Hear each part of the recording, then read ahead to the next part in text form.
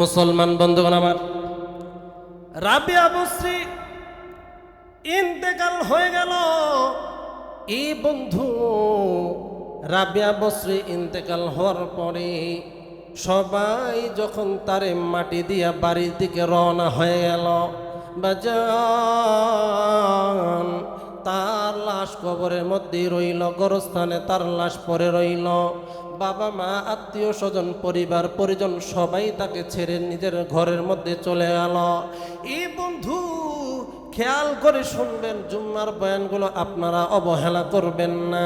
এই বয়ানগুলো আমি টুকে টুকে বিভিন্ন কিতাব থেকে এক সপ্তাহ ধরে সংগ্রহ করি। কখনো বড় বড় বুজুর্গদের নসিহতগুলো আপনাদের সামনে গুছাই গুছাই বলি। বাজান এই জন্য বয়ানগুলোকে হালকা নেবেন না, হালকা নেবেন না। মানুষ আমি ছোট হতে পারি, কিন্তু কথাগুলো ছোট নয়, কথাগুলো আমার বানোয়াট নয়। আমার আল্লাহ যা বলেছেন, রসুল যা বলেছেন, ওই কথাগুলো আপনাদেরকে আমি শোনাই।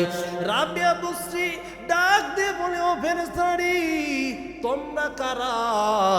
সর্বপ্রথম তোমাদের প্রশ্ন আমি করতে চাই, তোমাদের প্রশ্নের উত্তর দেব আমি পরে। ও বন্ধু, ফেরেশতারা ডেকে বলে, আমরা হইলাম মুনকার নাকির ফেরেশতা। রাবিয়া বসরি ডেকে বলে, ও ফেরেশতারা বলো দেখি, তোমরা কোথা থেকে এসেছো, তোমাদের পরিচয় দাও। আমার বন্ধুরি রাবিয়া বসরি বলল, তোমরা কোথা থেকে এসেছো আমাকে একটু জানাও। ফেরেশতারা ডেকে বলে, রাবিয়া বসরি, আমরা আসমান থেকে কবর পর্যন্ত এসেছি। রাবিয়া বসরি ডেকে বলে, ও ফেরেশতারা একটু বলো দেখি, আসমান থেকে জমিনের দূরত্ব কত? ও বন্ধু, ও বাবাজি, রাবিয়া বসরির প্রশ্ন শুই না মুনকার নাকির দুইজন ফেরেশতা ডেকে বলে, ও রাবিয়া বসরি, আসমান থেকে জমিনের দূরত্ব হইল 500 বছরের রাস্তা। সুবহানাল্লাহ। রাবিয়া বসরি ডাক দিয়ে বলে, ও ফেরেশতারা, তোমরা বলছো আসমান থেকে জমিনের দূরত্ব হইল 500 বছরের রাস্তা, তাহলে বলো দেখি, তোমরা আসমান থেকে এই জায়গায় কেন এসেছো, কার নির্দেশে এসেছো? এইবার ফেরেশতারা ডেকে বলে, রাবিয়া বসরি, আমরা আল্লাহ তাআলার পক্ষ থেকে তোমার কাছে এসেছি। আল্লাহ যেই জায়গায় পাঠায় ওই জায়গায় আমরা যাই, অন্য কারো কাছে আমরা যাই না। রাবিয়া বসরি ডাক দিয়ে বলে, ফেরেশতারা, তোমরা আমাকে বলো দেখি, তোমরা আসমান থেকে যে এই জমিনে এসেছো, আমার কবরের মধ্যে আইসা আমাকে প্রশ্ন করতেছো, ও ফেরেশতারা, একটু আমাকে তোমরা জানাও দেখি, তোমরা এত দূরের রাস্তা সফর করে আসার পরেও তোমাদের রব কি তোমরা ভুলে গেছো? ফেরেশতারা ডেকে বলে, রাবিয়া বসরি, কি বলেন, কি বলেন, সর্বনাশ কথা কি বললেন আপনি? যেই আল্লাহ সৃষ্টি করেছেন, যেই আল্লাহ আমাদেরকে লালন পালন করতেছেন, যেই আল্লাহ কুল কায়নাতের মালিক, যিনি আসমান সৃষ্টি করেছেন, জমিন সৃষ্টি করেছেন, যিনি সর্বশেষ নবী জনাবে মুহাম্মাদুর রাসূলুল্লাহ সাল্লাল্লাহু আলাইহি সাল্লামকে সৃষ্টি করেছেন, ও রাবিয়া বসরি, ওই আল্লাহকে তো ভোলা যায় না, ওই আল্লাহকে ভোলা যায় না। রাবিয়া বসরি বলে, থামো, আমি তোমাদেরকে কেন এই প্রশ্ন করছি এখন জবাব নাও। তোমরা 1 বছরের রাস্তা নয়, 2 বছরের নয়, 500 বছরের রাস্তা অতিক্রম করে কবরে আইসাও তোমাদের আল্লাহকে তোমরা ভুলো নাই। ও ফেরেশতারা, আমি দুনিয়ার জমিনে বিবাহ শাদী করি নাই, দুনিয়ার কোনো শোক আল্লাহ মিটাই নাই, দুনিয়ার কোনো গুনাহের কাজে জড়িত হই নাই, দুনিয়ার কোনো নাচ নেয়ামত আমি উপভোগ করি নাই। ও ফেরেশতারা, আমি দুনিয়ার জমিনে আল্লাহর প্রেমে আশিক হইয়া জিন্দেগি অতিক্রম করেছি। আজকে ইন্তেকাল হওয়ার পরে আমি 3.5 হাত মাটির নিচে আইসা ওই আল্লাহকে কেমনে ভুলে যাই? সুবহানাল্লাহ। তোমরা আল্লাহকে ওই এত দূরের রাস্তা থেকে আসার পরও আল্লাহকে ভুলো নাই, আর আমি 3.5 হাত মাটির নিচে ঢুইকা কেমনে আমার আল্লাহকে ভুলে যাই। মুনকার নাকির বলে বাপ রে বাপ, এইখানে আর প্রশ্ন করা যাবে না বাজান। কেন আমি এই আলোচনা আপনাদের সামনে আনলাম? আমার আল্লাহ ডেকে বলেন, নবী গো বলে দিন, কুল ইন কুনতুম তুহিব্বুনাল্লাহ ফাত্তাবিউনি ইউহিব্বুকুমুল্লাহু ওয়া ইয়াগফির লাকুম যুনুবাকুম ওয়াল্লাহু গফুরুর রহিম।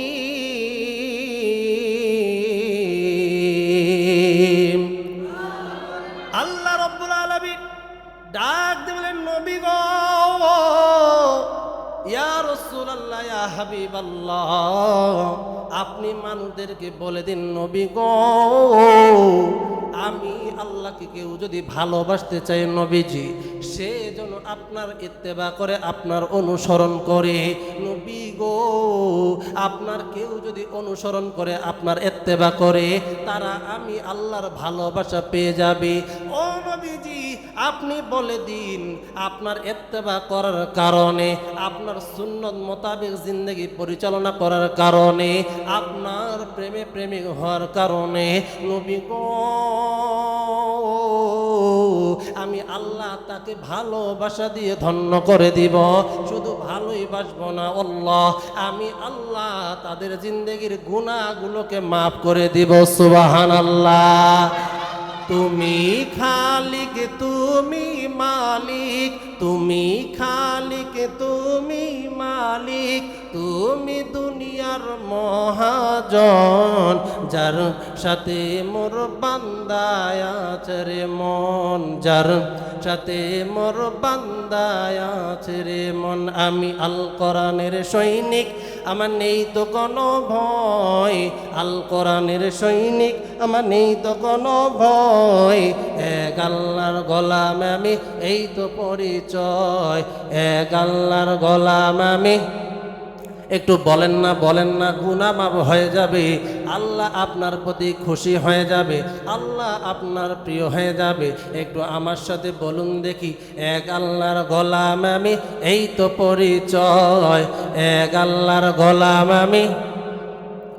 হায় হায়, এক আল্লাহর গোলাম আমি, জয়, এক আল্লাহর গোলাম আমি। এই দুনিয়ার সবই নকল মানুষ,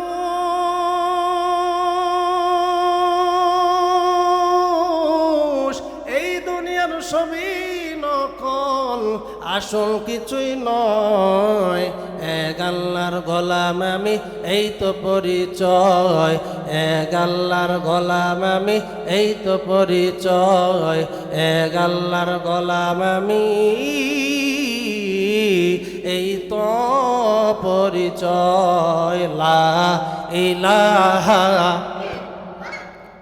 সুন্দর লা ইলাহা, সুন্দর লা ইলাহা। ভাইজান বহু দূরে মদিনা, আমরা কেমনে যাব জানি না। ভাইজান বহু দূরে মদিনা, আমরা কেমনে যাব জানি না। দয়া কর দয়ার আল্লাহ, দয়া কর দয়ার, দয়া কর দয়ার আল্লাহ, পুরাও মনের বাসনা। লা ইলাহা, জোরে লা ইলাহা, জোরে লা ইলাহা, লা ইলাহা ইল্লাল্লাহু মুহাম্মাদুর রাসূলুল্লাহ সাল্লাল্লাহু আলাইহি সাল্লাম। বাজানডি রাবিয়া বসরি ওলি হয়েছেন আল্লাহকে ভালোবেসে। এ বাজান, আপনারা শুনেছেন বলখের বাদশাহ ইব্রাহিম আদহাম নামক আল্লাহর ওলির ঘটনা। এ বন্ধু, আজকে আপনার আপনাদেরকে আমি শুনে যাব ঘটনাগুলো, কারণ আগামী জুমায় এমন বয়ান চলে আসতেছে রে বাজান, কান্না ছাড়া আর কোনো অপশন থাকবে না, কান্নায় জর্জরিত হয়ে যাবেন। এই বন্ধু এ বাবাজি, ইব্রাহিম আদহাম নামক আল্লাহর ওলি বাদশাহিত্য রাজত্ব পরিচালনা করতেছেন। গভীর রাতে ঘুমায়, রাতের বেলা যখন ঘুমাইছে হঠাৎ করে ছাদের মধ্যে কে যেন খটখট খটখট আওয়াজ দিয়ে হাঁটতেছে। ইব্রাহিম আদহাম নামক আল্লাহর ওলি ডেকে বলে, কে গো, ছাদের মধ্যে কি তালাশ করো, ছাদের মধ্যে কে হাঁটাহাঁটি করো? ছাদ থেকে আওয়াজ এসে বলে, ও আল্লাহর ওলি বাদশাহ, আমি ঘোড়া তালাশ করি, আমার হারানো ঘোড়া তালাশ করি। বাচ্চা ডেকে বলে, ও ভাই, তুমি কি পাগল হইছো নাকি? গভীর রজনীতে আমার ছাদের মধ্যে তোমার হারানো ঘোড়া পাওয়া যাবে? এই বাবাজি খুব খেয়াল করে শুনবেন, ছাদ থেকে গাইবি আওয়াজ আসে ইব্রাহিম আদহাম নামক ব্যক্তির কাছে। ডেকে বলে, বাদশাহ,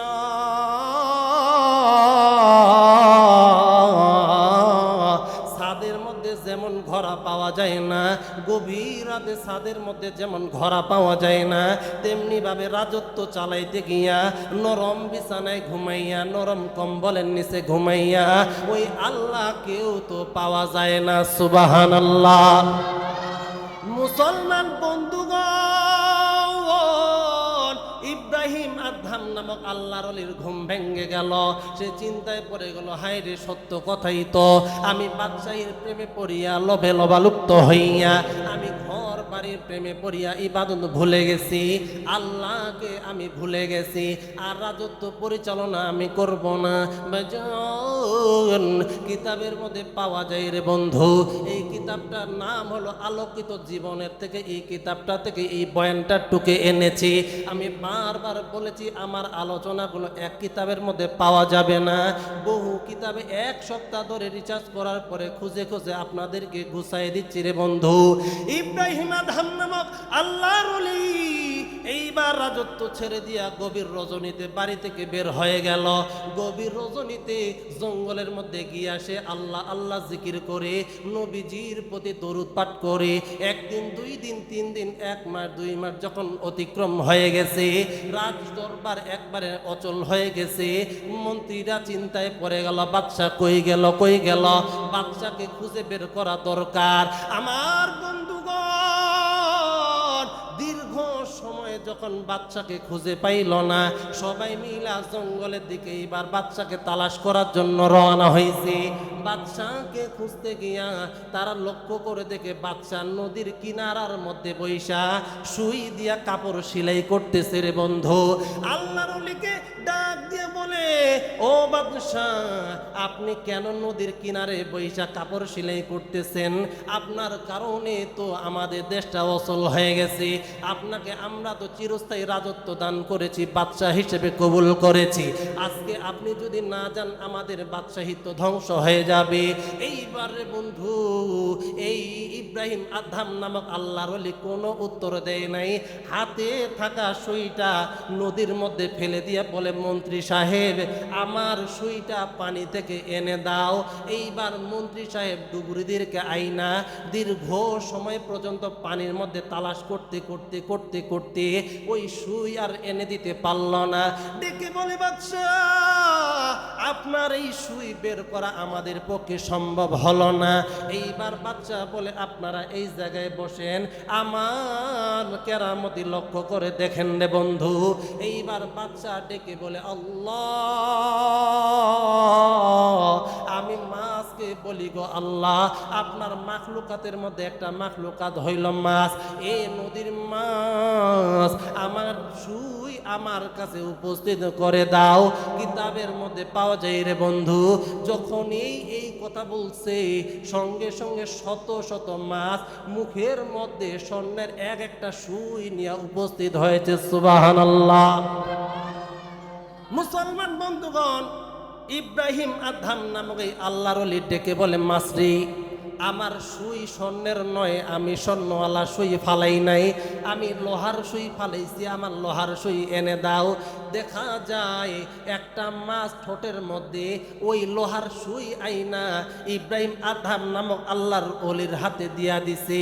বাদশাহ ডেকে বলে, ও মন্ত্রীরা শুনে নাও, তোমরা দেখেছো দুনিয়ার রাজত্বের চাইতে আমার এই রাজত্ব অনেক গুণে বেশি। সুবহানাল্লাহ।